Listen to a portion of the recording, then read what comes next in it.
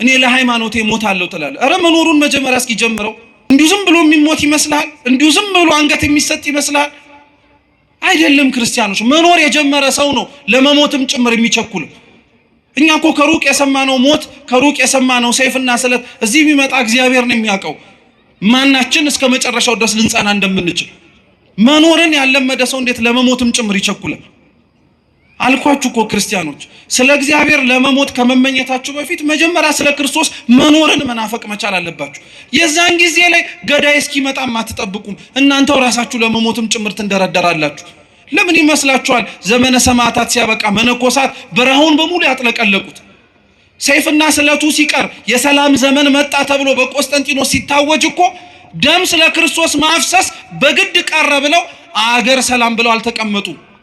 ሕይወታቸውን ለክርስቶስ አሳልፈው ስለሰጡ መከራውን ለመሳተፍ እንዲያውም የበለጠ ጭንቅ ወደሚገኝበት ወደ በረሃው እየሸሹ ገቡ እንጂ